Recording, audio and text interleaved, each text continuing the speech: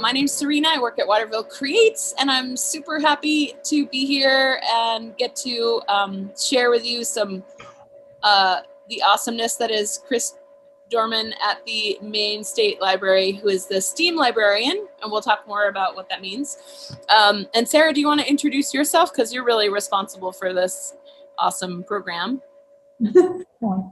Hi, I'm Sarah Taylor. I'm the Adult and Teen Services Librarian at the Waterville Public Library, currently coming to you from our teen room, which is under construction. Nice. Okay, so Chris, why don't you go ahead and introduce yourself, and then we're going to ask you just a few questions about what you do for work before we launch into the project too.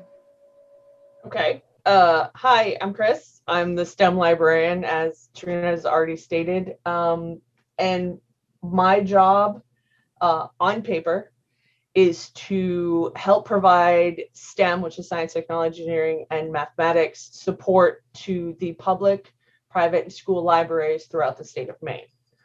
Off paper, I have the luxury of getting to do something that I absolutely adore. I get to teach kids how to code. I get to play with robots. I get to play with 3D printers. I get to play with CNC machining. Like, I get to take stuff apart. I get to make robots. I get to learn something new every day. I get asked by MIT to do special presentations, which is going to come along. Sarah, I'm looking at you. If this thing works out. Oh no, I'm excited. We're going to need to do the thing with the stuff. Yes. Okay. I don't know if I could be any more vague. And that's, I mean, I'm very lucky. I get paid to play and learn new skills, and it's the best part of my job. That's so awesome. And so how did you train to become, how did you train? And also, what are the interests and hobbies that might have led you to your job? So officially, I have a bachelor's in computer science, and I have my master's in library information science.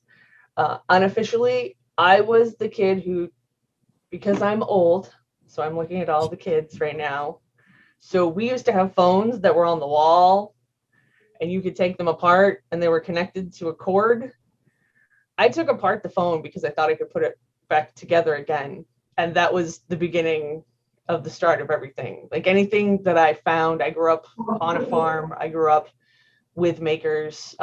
My dad is one of those individuals who can, say, hey, we've got this $100,000 piece of equipment, but it broke. And with spare parts he pulled out of our scrapyard, he can make it so that it will last 10 times longer, and it works specifically for our needs. So I grew up in that era of my family of making and using and doing, and always like asking questions and being curious. So as far as skills needed, probably the biggest one would be the willingness to learn. Like, you want to learn new things all the time. I get excited when I don't know things, or when I'm proven wrong. People laugh a lot because if somebody proves me wrong, I get excited. Prove me wrong, please, because I want to learn why I was wrong. So the ability to learn new things, the ability to be very curious, and probably another big one is you're going to mess up a lot, and things are never going to work. And sometimes you may accidentally fry power supplies, or you may pop a couple mini LEDs, and it's okay. It's okay to fail. You just learn from it. You try again. That's awesome. Yeah, I think part of being an artist too is that you learn from every failure. Well, probably being human, but but like, those failures teach you a lot. And so I feel like you've kind of answered this, but what is one thing you really love about your job? Is there something that stands out? So that white thing is a laser cutter. The orange, wait, where is it? Oh, everything's backward. That orange and black thing is one of the 3 3D printers I'm currently tinkering with. I got to make this, and this is like a 10-year-old webcam from back in forever. And I made a boom so I can use it in the next part. Like it's being able to make and create things. The fact that I have 40 pool noodles and I don't know what I'm going to do with them yet, but I have 40 pool noodles and I'm going to do something with them. So yeah, I don't have one piece of equipment. That's not true. Cardboard and tape. Yeah, I want cardboard and tape. I adore cardboard and tape. So did you, I think you did, you mentioned tools like cardboard and tape. So I want to see if, I'm getting an echo on my end, but that's okay. I want to see if any of the students have questions for you about your job specifically before we launch into the bots. Sure. So we'll just open it up and see if anyone has a question right now, but people can ask questions along the way. I'm curious too, did you have specific library training? Did you say that? Whether you So I do have my master's. So I had a lot of jobs over the years, but the one thing that was always like permanent was the first thing I did whenever I moved into a new area was I would get my library card. And my sister actually pointed it out that maybe I should actually just look at working in a library, since no matter where I went or where I ended up, I was always at the library. And I thought, oh, that's a novel idea. And I got a part-time position working in Nashua, New Hampshire as a teen services assistant. And I found out I was really good at it. And I loved it because being a librarian isn't just about reading books. A lot of people think, oh, you paid to read, you can read all the time, and that must be great. I don't get to read for pleasure anymore, and that's kind of sad. I listen to a lot of audiobooks. I get to read a couple graphic novels every now and then, but the one thing that I do enjoy is that I get to talk to people. I get to interact with people that I would never be exposed to or interact with on a daily basis. And I think for me, that's rewarding and it's exciting because you get to share ideas and you get to learn. Again, remember how I said I love to learn? You get to learn new ideas. So that's probably my favorite part. That's cool. So we do have a question for you, and that is, how many things have you made? I mean, are you talking like furniture things or like big things, little things? Like, I think we'd have to quantify that one. I know, I think they mean everything. We'll see if they can qualify it. Like, I can't answer that other than to say a lot. Like, not a little a lot, but like garages full of things that may or may not have worked. Do you have a favorite thing that you've made? That's a hard question too, probably, but no, I do. 100% I do. My dad and my cousin are, well, my cousin is actually a nuclear grade welder. And I've always been fascinated by it. And I've always wanted to learn how to weld. So I got into a class and I learned how to weld. And I wish I had it. It's in my garage. It is this ugly piece of steel. And this is literally like, it was from the scrap pile. So it's all like slagged and jagged, but it's this little triangle that I welded onto a base. And it looks like something that you would see at the end of like a stick on The Walking Dead. But I made it and it's still welded together. And I'm so proud of it. It's one of those things that I always wanted to do, and I will forever keep it. Like a lot of the stuff I've made, I'm just like, nah, that can be recycled. But that little piece of metal that could kill zombies, that's staying with me wherever I go because I made that. That's awesome. So made a zombie killer, check.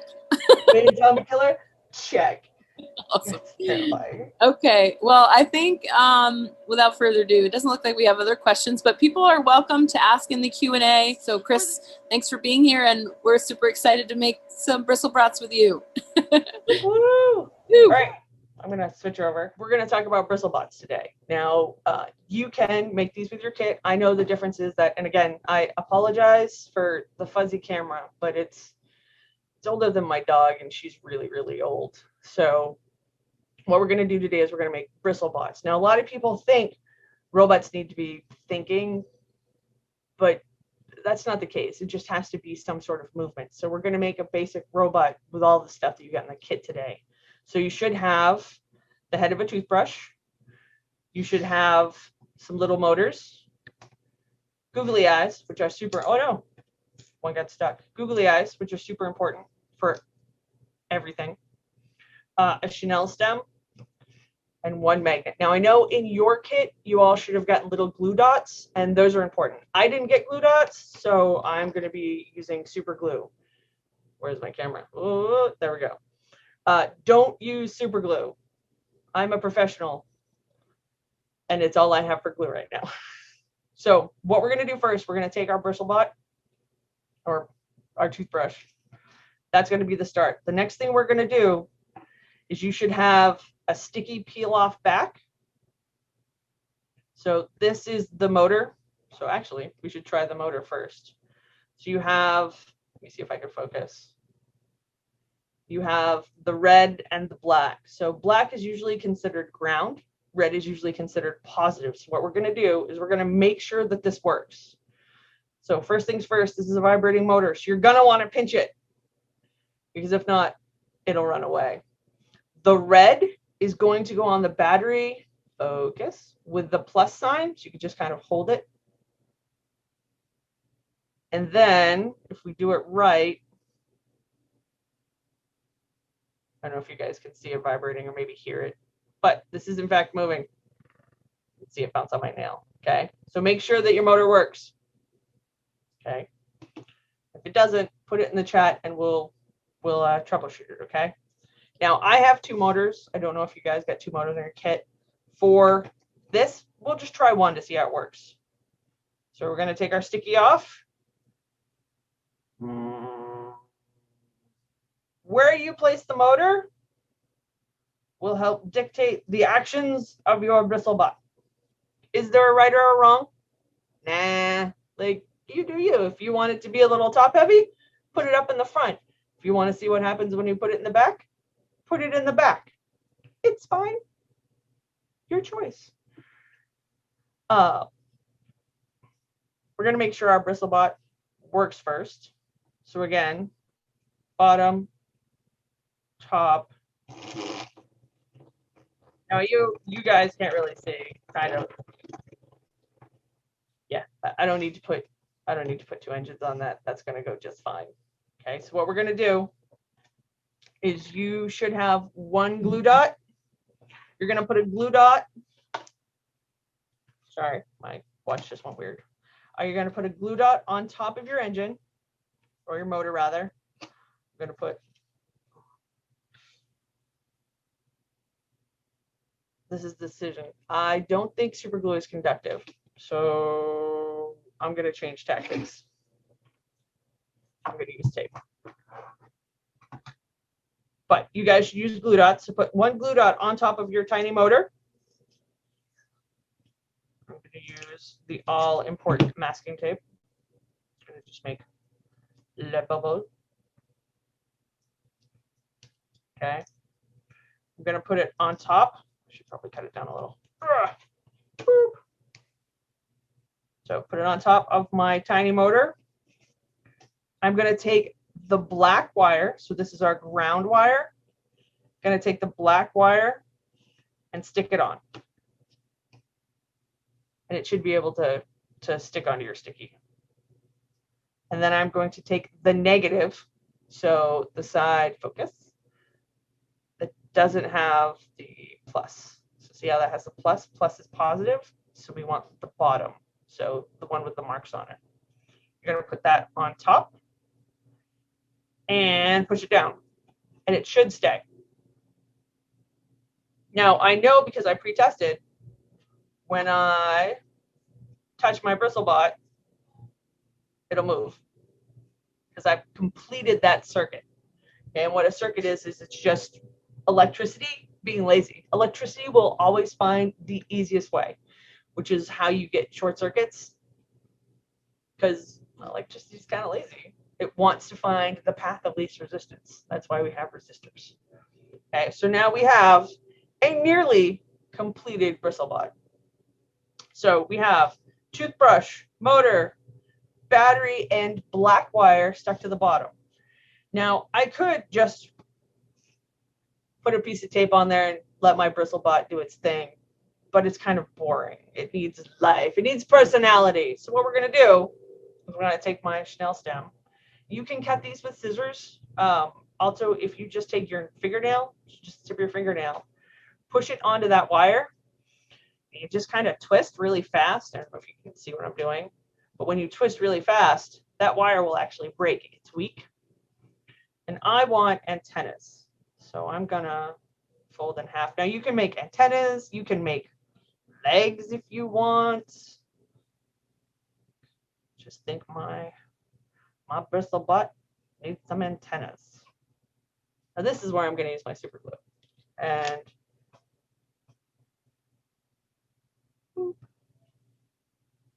this is the moment where my super glue doesn't be stupid. Super. I'll give that a few minutes to dry.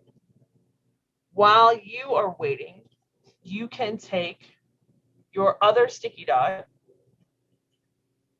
and stick.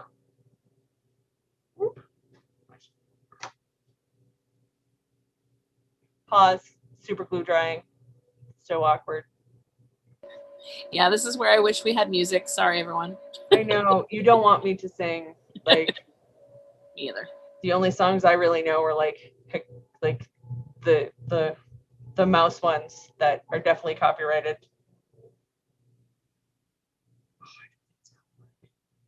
I need my super glue accelerator, but it's in my basement.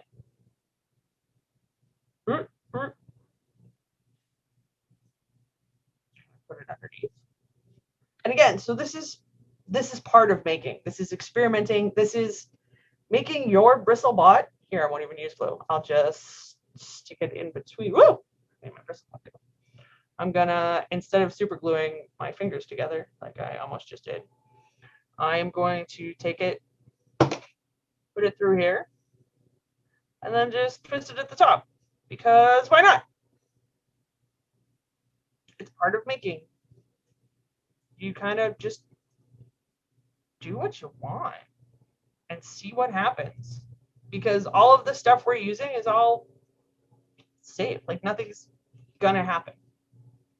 My battery fell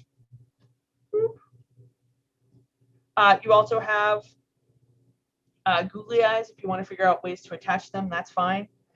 For the last one though, for the pièce de résistance, you are going to take your final sticky and you are going to stick, you're going to want to hold on to this. You're going to stick this on here and use your final sticky dot. So now you have a working Bristlebot. If you want, you can even make switches. We don't have the stuff for it in our kit. So before I set off my battery, and again, just understand it's a 3-volt battery, so it'll run out fast. We have the Bristlebot. It's working. I'm going to make it run for a few minutes so you guys can see my antenna-clad Bristlebot.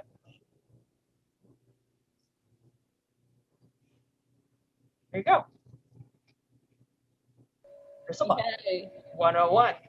Chris, I actually have a question for you. Sure. Because we've done these in the past, and I'm always struggling with wanting to be able to turn them off and on. But do you think, I mean, is there a way to, like you said, is there a way to switch them on and off, or is it always that you're going to have to do this manually? There is a way. Okay, cool. So we're going to make, or you can make, and I'll just show you really quick. All this is just, it's a Bob's bar. It's just a piece of recycled cardboard that I happened to steal before the recycling went out. And all you have to do for this is you just have to break that circle. Okay, you have to break that circuit. So that means that I have to be able to put something between the red wire and the battery, correct? So for instance, I know that cardboard is not conductive. Conductive means that electricity really likes it. So for instance, water is very conductive. rubber is non-conductive, so we want something that isn't conductive. And cardboard or paper usually works pretty well. So if I take, and I hope you guys can see, if I take my red wire and I now put it on, nothing will happen because that cardboard isn't conducting the electricity. It won't let me complete that circuit unless I remove it. So you can make a simple circuit just by, here I'm trying to think of the best way to do it. It's on the fly making. That's actually a lot of fun. So probably I would want,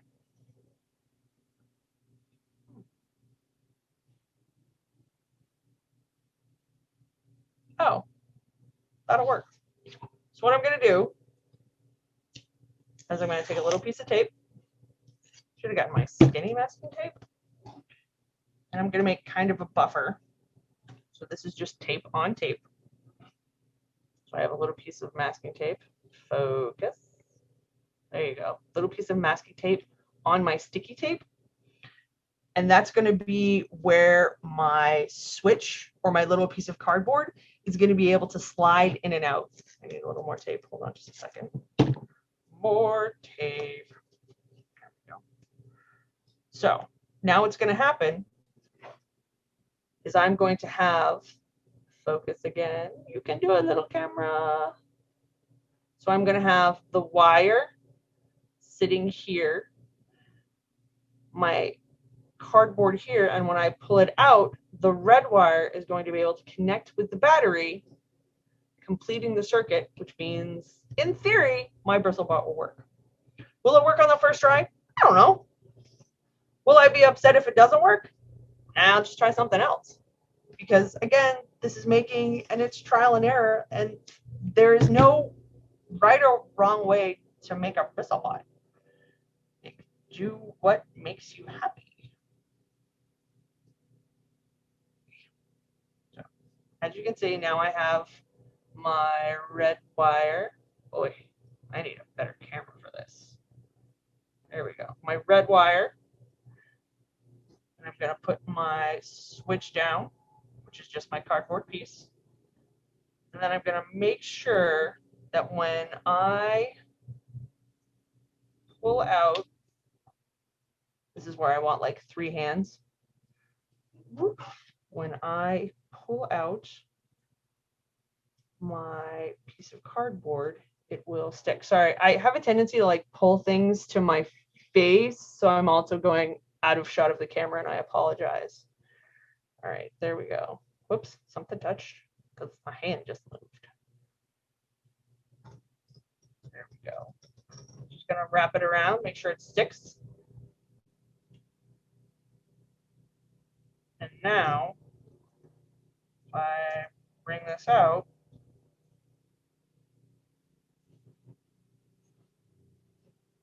now cardboard's a little thick, so there's almost too much space now, so it doesn't automatically go down.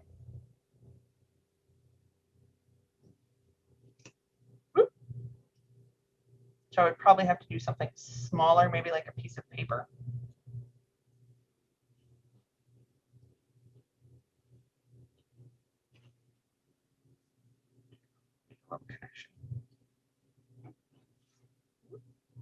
There we go.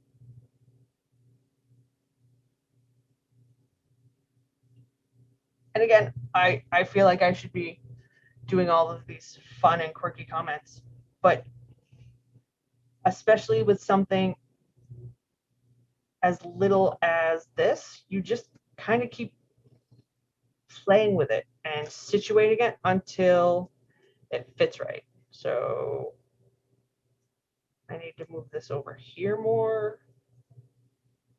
There we go. Just take this. Sorry, again, remember how I said I keep bringing stuff to my face? I feel like you guys can't see it, and I'm sorry. There we go. I'm going to go right between my antenna. It's going to be the plan anyway. Whoop. So now,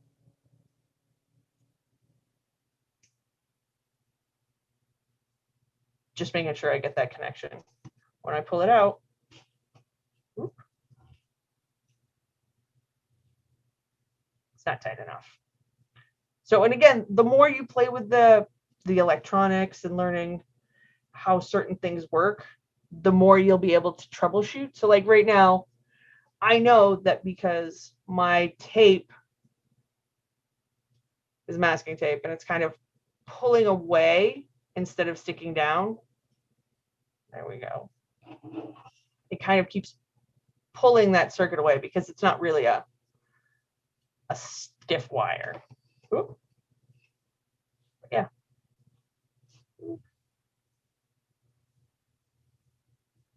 That's a basic switch. Although I would use a piece of paper, not a piece of cardboard, because that was too thick. And I got a little excited with the masking tape. But the next time I make it, I'll know don't use so much masking tape. Or I'll just take it off and remake it because it's masking tape. And it's easy to remake it. Thanks for trying that. It was great. It usually works. And again, it's if something doesn't work, like don't give up. Keep playing with it. Keep twiddling with it. Because, you know, ask questions, figure out why it doesn't work. Play with more masking tape. But yeah, that's a basic switch. All you want to do is be able to block the signal. I mean, we're going to do it with a little piece of tape now. See if I can make that work. I need skinnier tape. Whoop. Whoop.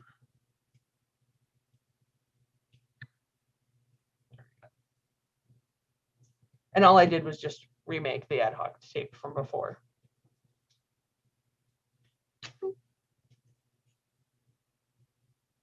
I could also strip a little bit of the wire off so there is more of the silver part of the wire, which is the conductive part. The reason we coat all of our wires in rubber or plastine rubber is, well, because it's not conductive, and that's what we want.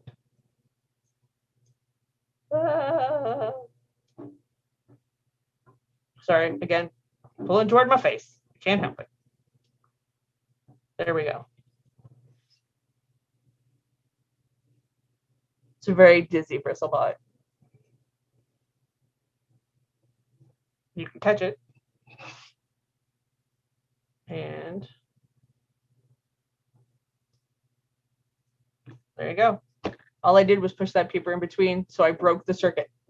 So now the red wire isn't touching the battery. But when I take it out, push it down again, hopefully.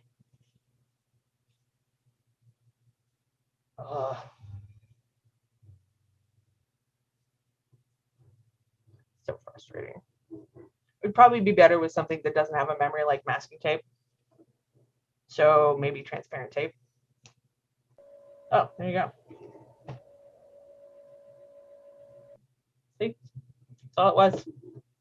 Now I have a very dizzy bristlebot. And once you have bristlebots, like, all right, so now you have this bot, it just spins around and it's kind of boring, and I get that. But you can also create mazes, and the direction that the bristles on the toothbrush go defines how it moves. So you can actually trim carefully. You can trim them. The more you trim, the more they're going to go in a certain direction. The more you kind of like squish them, usually dictates how they'll move. And the other thing you can do is you can race them. You can have your friends make bristlebots, and then you can make a racetrack with a bunch of cardboard. I'll try not to advertise some banana bread, but I think it's going to happen. And all you have to do, take a couple pieces of cardboard. Normally I would use scissors. I am on a cutting mat, so I'm going to take out my X-Acto knife. So again, this is your, be careful when you're using sharp objects. Score that, just rip. Woo. And I'm going to make, simply by folding it into kind of like a little teepee. Now I have a lane for my Bristlebot. Now, because these motors are so strong, I would actually suggest taking something like this, maybe making a little blurbs on your teepee, like so. And then you can even tape them down. You can make mazes this way. You can make a whole bunch of side-by-side racetracks. You can also use your racetracks for something, say like marbles, if you do it in a box. That way you can have an incline. But again, experiment, have fun, play with cardboard. I cannot stress how these are your bots, and you can do with them what you want. If you want to have a really, really decorative bot, find ways or brainstorm ways that you can decorate it. Can you paint your bristles? Can you put paint on a piece of paper and then have the Bristlebot paint? Is that an option? Do you think that would work? Do you think it's a good idea? You know, what actions do you think there's a way you can control your Bristlebot? Is there a way that you can have a Bristlebot do a certain task? Like, what do you think? Any ideas?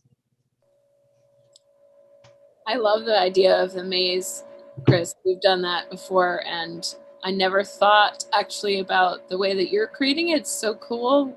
We've done ones where for some reason we were using clay, but it actually was a pretty cool thing too. We had this like air dry clay and like a little maze. By the way, I'd love if people are making their bots right now. You could send me photos of what you're making. It would be really fun. And then we can always share them with Chris and Sarah.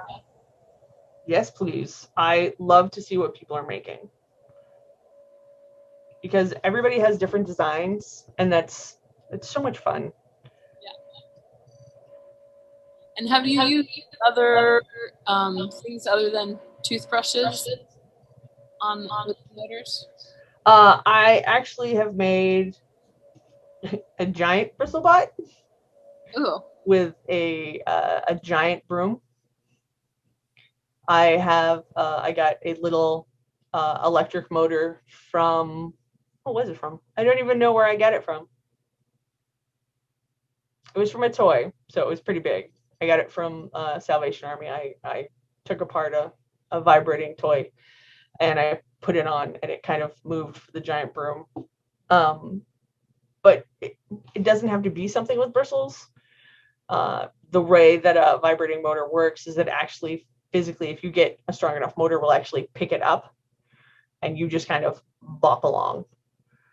But yeah, you could, I don't know, it's another part of it. Like, what do you think would work? If I just put one of these motors onto a piece of cardboard, what would it do? What do you think would happen? Would it move? Would it just kind of sit there and make a noise? These are all questions that you can answer just by experimenting, just by playing. Just remember, though, you do have to complete the circuit. So that means that the negative has to flow to the positive. So again, the negative is the black wire, has to flow to the negative battery. So the one that looks like it has little bumps on it. And then it goes through the battery, out the positive side, and then into the red wire, which activates the motor. So you have to complete that circuit. Once that circuit is broken, your Bristlebot doesn't run until I complete the circuit. And then my Bristlebot wants to drive away. Come back here. I also think I'll call him Ivan. I don't know why. I just feel like he's an Ivan. Oh, maybe it's because he's doing crazy Ivan. He just keeps turning around. Whee, crazy Ivan. This is great. So Ivan. Ms. Jones actually is telling us she's going to send me some photos of what they're Yes, doing. please. So that would be great. Please. Awesome. So Chris, we used foam that you get for sticking flowers in, flower arranging. Oh, yes. That stuff is really lightweight, and we've used it for bots before. It was so much fun. There's another one that you can do called a sketch bot. It's one of those moments where I'm like, I know I have cups around here. Hold on. But what happens is you just take markers. I just happen to have a highlighter, so I grabbed a highlighter. You need a cup, any size cup. It can be Dixie cups. Obviously, the bigger the cup, the bigger the motor you'll have to have.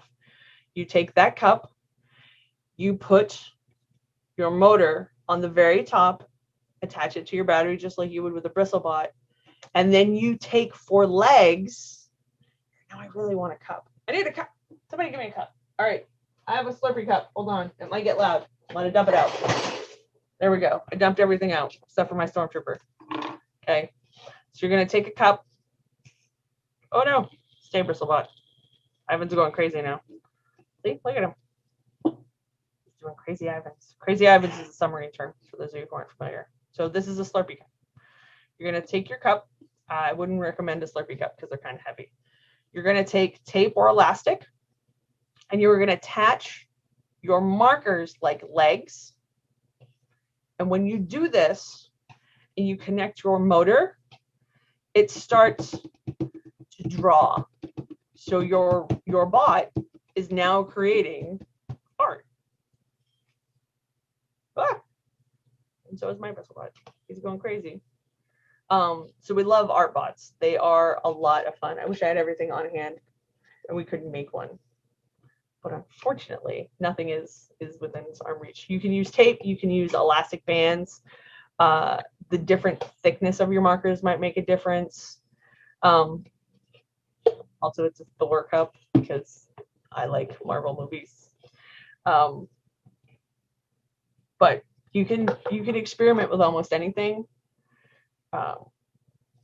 as long as, again, the motor is big enough to move that said object. Awesome.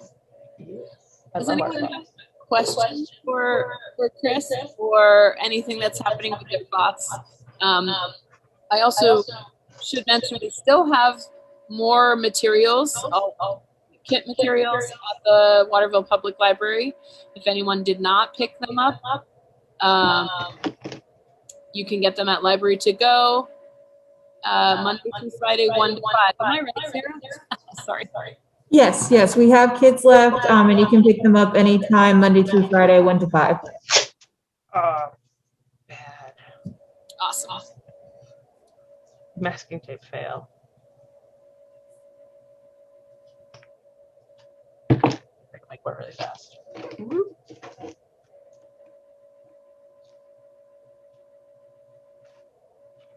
Impromptu making with Chris.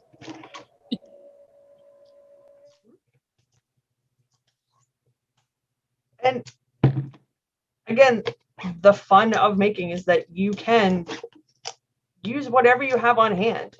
It doesn't even have to be a cup. You can use a toilet paper or paper towel tube. See what happens. Like, try it vertical and then try it horizontal. See if it makes a difference. What happens? Like, it will once I put the third hand on. Oh no. Got bad masking tape.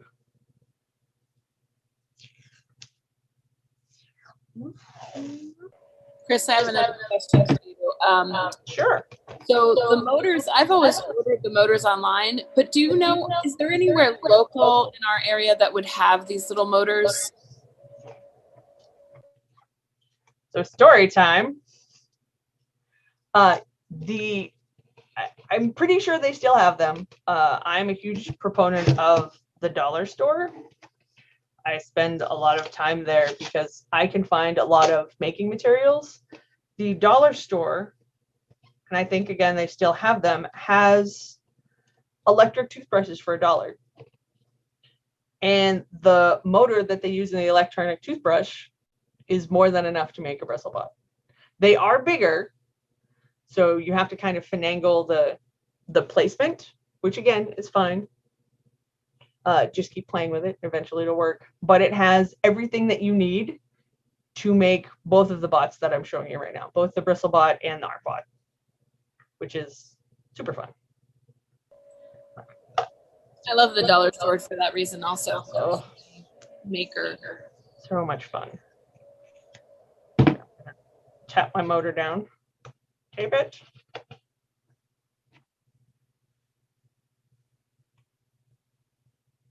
But yeah, you can get tape, the craft section, like rocks. There are so many things that I can find and use at the dollar store. Lots of stuff. I have tape everywhere. Woo. Remember, black is negative. Actually, I think that's a blue wire. So maybe this is a blue wire. And that's just kind of a general thing. It's not always the case. But for all the stuff that we're using, that's usually how we go. Then see how big this motor is. This cup may be too big for this motor, but this motor is also big.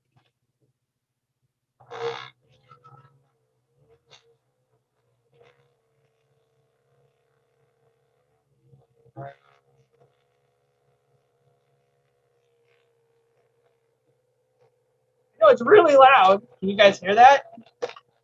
Sounds like a motorboat. You can hear it a little bit, yeah. My cup is too big. I need a smaller cup.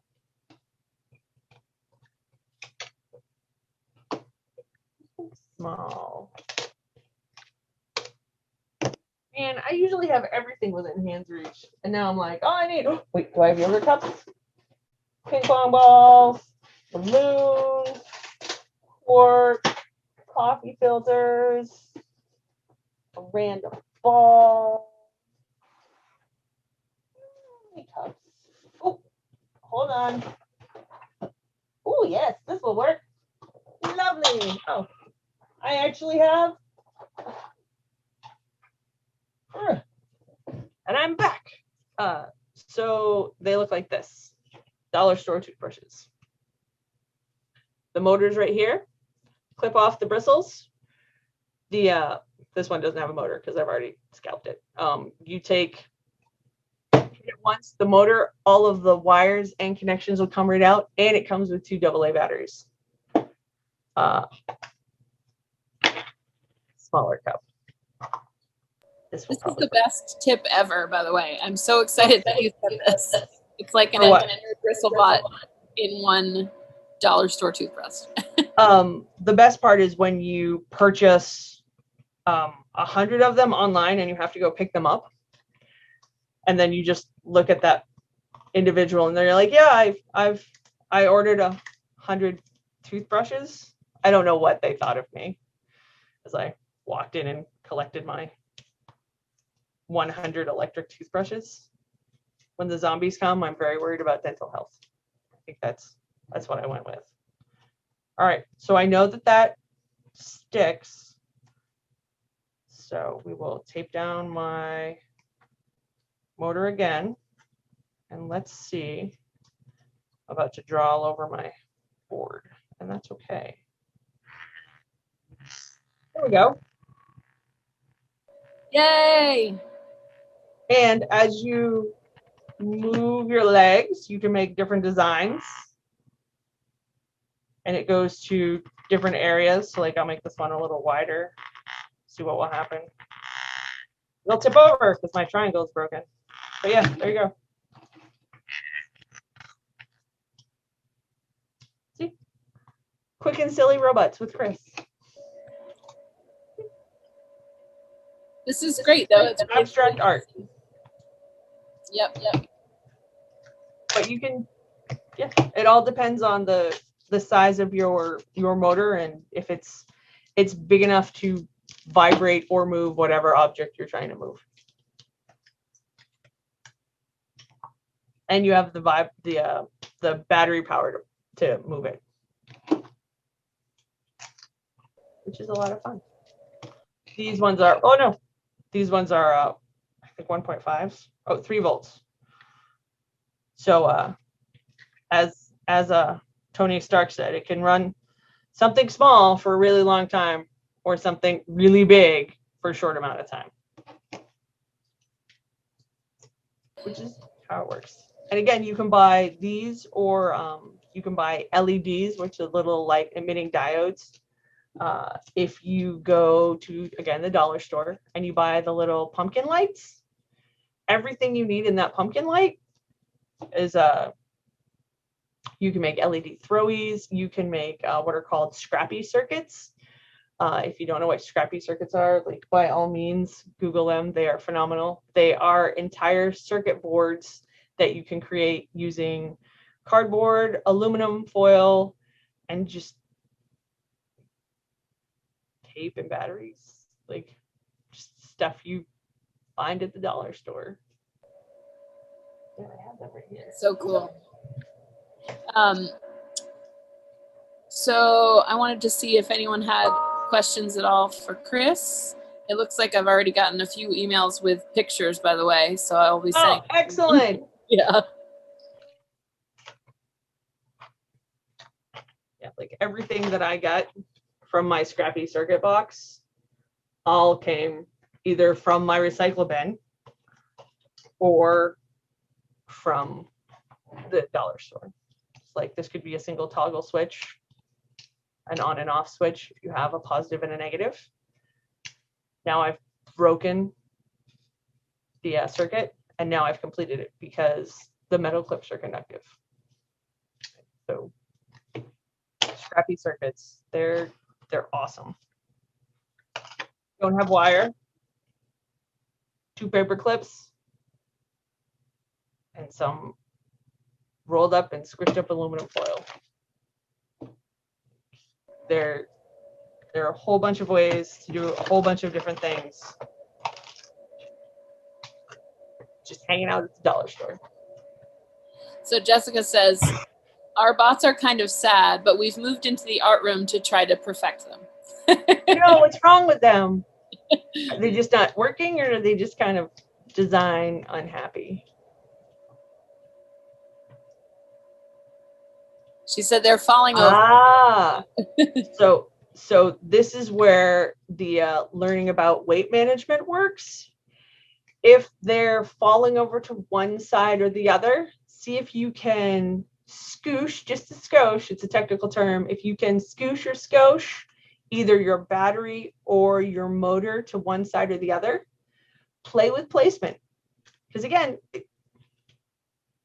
it's all experimental. Find that one spot that makes your bot happy. It might be that your bristles need to be straightened, so you can kind of flex your bristles, see if they want to go one way or the other. These are a pretty stiff bristle. This is where my Bristlebot aficionado begins. Sometimes it depends on what type of bristle you have too. These ones are pretty stiff, so they're gonna go pretty straight. But yes, play with the placement of your battery first. That would probably be my best advice. Move your body to the body. Yeah, move your body. You can move your body too. Everybody needs to get up and move around. But move your battery to the left or the right. And that should help with the balance so that your bots aren't tipping over. Or if you've added like a lot of decorations, sometimes your decorations might be pulling your bot to one side or the other. It's just something to be aware of. Poor Ivan's antennas are falling down. And yeah. I stole his battery, so. Yeah, Jessica says my antennas were too heavy. We're working on weight issues. Thanks. There you go. That's exactly what you got to do. Yeah. It's like an airplane. Weight distribution. Distribution. Good. Sometimes we got too much bling. Yeah. Happens to the best of us. It does. It does. All right, Chris, do you have any other tips for us? We can. I'm just gonna see we're at. Oh, never too much bling. Yeah, it's true. You can never have too much bling. We have about 8 minutes or so, but I wanted to see if anyone else had questions, or also issues with your bots, or things that aren't issues, things you want to celebrate. I mean, we celebrate. You have to learn how to celebrate the epic mistakes. But you also have to celebrate when something works, or it could be like Tupperware. Tupperware was invented on accident. The silica gel in diapers was actually invented to like disposable diapers. If any of you have smaller siblings or cousins, that was developed by NASA for the astronauts. Teflon was an accident. Super glue was an accident. If I remember right, and I might be wrong, so fact check me, because again, I like being told I'm wrong.